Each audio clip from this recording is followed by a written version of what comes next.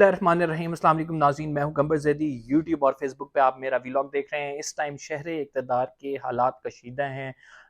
किसान मार्च इस टाइम इस्लामाबाद की हदूद में दाखिल हो चुका है। मैं आपको वो वीडियोज़ दिखाने लगा हूँ और बताने लगा हूँ कि किस तरह से कंटेनर्स हटाए गए हैं, कितने लोग इसमें शामिल हैं, किसानों के मुतालबात क्या हैं और आज के दिन इतनी अहम खबरें क्यों मिल रही हैं।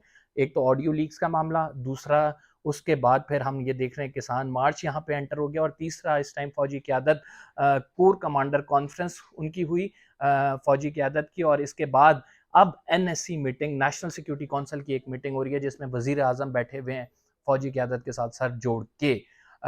तीनों मुसल्लह अफ़वाज के सरबराहान मौजूद हैं। ये क्या कुछ होने जा रहा है? ये सब्सिक्वेंट डेवलपमेंट्स जो हो रही हैं एक के बाद एक, ये किसी बड़े तूफ़ान का पेश ख़ैमा है क्या?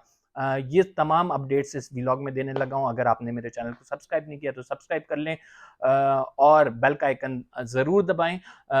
सबसे पहले बात करते हैं किसान एहतजाज की, और उसके बाद फिर मैं आपको बताऊंगा कि एनएससी मीटिंग में इस टाइम क्या चल रहा है और जो ऑडियो लीक्स का मामला है वो कहाँ पे जाके रुकेगा।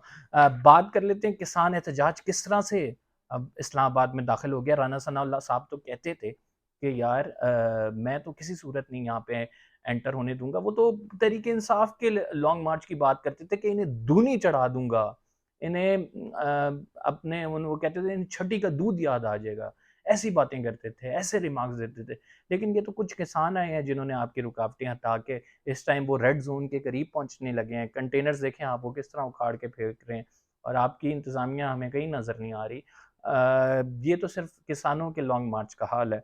तो इस टाइम हुकूमत परेशान दिखाई दे रही है क्योंकि बड़ा प्रेशर है किसानों की जानिब से। जो मुतालबात रखे हैं, ये मुतालबात हैं जो कि मैं आपको पढ़ के सुनाता हूँ। तकरीबन 10 के करीब 12 के करीब मुतालबात रखे हैं, और वो कह रहे हैं कि जब तक एक भी इनमें से छोड़ा गया तो हम यहाँ से नहीं जाएंगे, यहाँ पे धरना देंगे।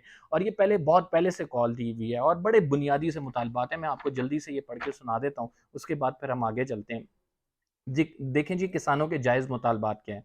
ज़रूरी ट्यूबवेल्स बिजली बिल्स में नाजायज़ टैक्स ख़त्म किए जाएँ, सस्ती डीएपी यूरिया खाद की फराहमी, ब्लैक में फ़रोग पर पाबंदी लगाई जाए, गंदम रेट आलमी मार्केट के मुताबिक मुकर्रर करें, सब्सिडी के बजाय खाद बीज स्प्रे की डायरेक्ट कीमतें कम की जाएँ, फसलों की स्पोर्ट प्राइस वक्त काश से पहले मुकर्रर की जाएँ, किसान को आसान शराइत पर कर्ज़े, ज़रूरी मशीनरी, जदीद टेक्नोलॉजी मुहैया की जाए, गन्ने की सपोर्ट प्राइस मुकर्रर करके शुगर मिल से किसानों की साबका वाजिबात को अदा किया जाए, मिडल मैन, आड़ती, कमीशन शॉप कल्चर ख़त्म करके मंडियों को आज़ाद किया जाए, सोलर ट्यूबवेल्स, बायोगैस प्लांट्स और में तकनीकी मावनत और सरमाया दिया जाए, आपाशी के निज़ाम को जदीद खतूत पर इस्तवार करके फ़ी एकड़ नहरी पानी के वक्त में इजाफ़ा किया जाए, ज़री ज़मीन की फ़रोख्त व रिहायशी तामीर पर पाबंदी लगाई जाए,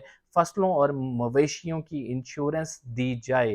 किसान है तो पाकिस्तान है, किसान मार्च पाकिस्तान, ये हैशटैग के साथ चल रहे हैं। ये मुतालबात हैं, एक लंबी लिस्ट है, 12 मुतालबात हैं। इतना आसान नहीं है इनको सेटिस्फाई करके वापस भेजना राइट नाउ, बिकॉज अभी जो है मामलात इस टाइम मुज़ाकरात की कोशिश हो रही है, लेकिन कोई मामलात तय नहीं पा रहे हैं।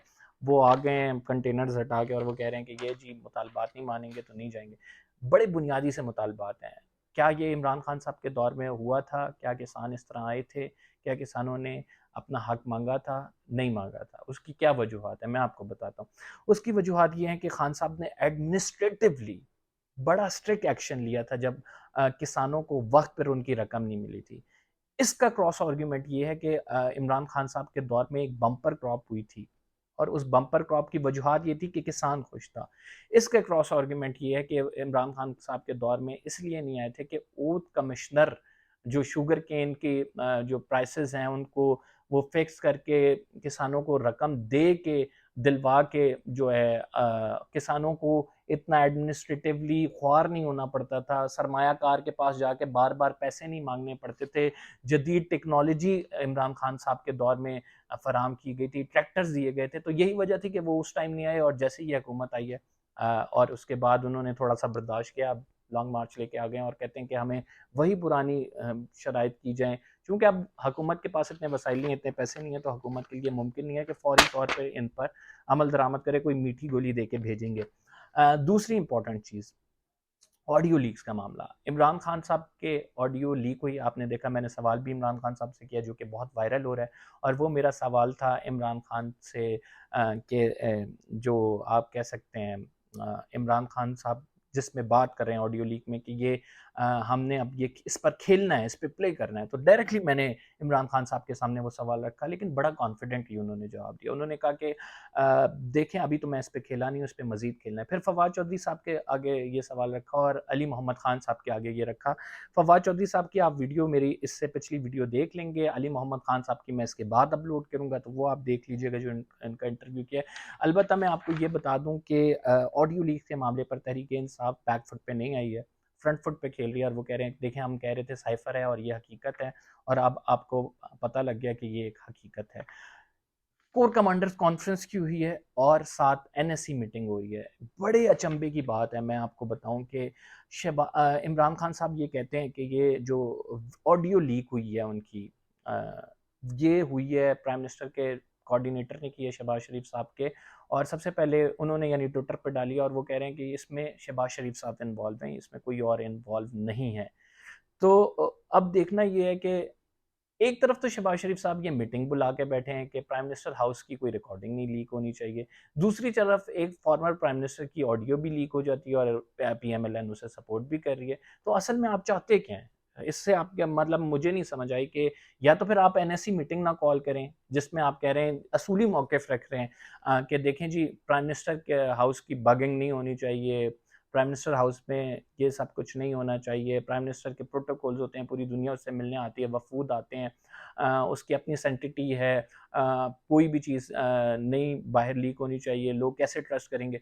दूसरी तरफ आप एक फॉर्मर प्राइम मिनिस्टर को, चूँकि एक पॉलिटिकल ओपोनेंट है आपका, आप उसकी जो ऑडियो लीक हुई है उसको बड़े अपने सोशल मीडिया से प्रमोट भी कर रहे हैं, तो आप मौक़िफ़ एक असूली रखें कि अगर आपने ऑडियो लीक्स को डिस्कार्ड करना है, चूँकि अब आप कुर्सी पे हैं, आप वज़ीर-ए-आज़म हैं, तो आपको ये चाहिए कि उसे डिस्कार्ड कर दें, उसको ना प्रमोट करें। लेकिन अगर आपने इसी तरह लेके चलना है, तो मैं तो आपको ये इंकशाफ कर रहा हूँ इस वीडियो में कि मज़ीद ऑडियो लीक्स आने वाली हैं। दोनों पार्टीज़ की बहुत सारा मवाद है, 100 हॉर्स पे रिलेटेड ये डेवलपमेंट है। मैंने आपको कल भी एक नेशनल असम्बली से खबर ब्रेक की थी, वो भी आप व्लॉग मेरा सुन लें, जिसमें मैंने कहा था कि क्या कुछ अभी आने वाला है। तो ये तमाम चीज़ें हैं जिसको अभी राइट नाउ हो रही हैं, एनएससी की मीटिंग में डिस्कस होंगी। कोर कमांडर कॉन्फ्रेंस की हुई है। कोर कमांडर कॉन्फ्रेंस दहशतगर्दी को रोकने के हवाले से हुई है और इसमें मुल्क के अंदरूनी हालात का भी जायज़ा लिया गया। दहशतगर्द दोबारा से सर उठा रहे हैं, जी उठा रहे हैं, इस पर डिटेल स्टोरी करेंगे और आपको बताएंगे कि ये असल में मामला क्या है, अंदर की कहानी इसमें क्या है। फिलहाल कंबर ज़ैदी को इजाज़त दीजिए, इतना ही। अगले व्लॉग में आपसे मुलाकात होती है। अल्लाह हाफ़िज़, अपना ख्याल रखें।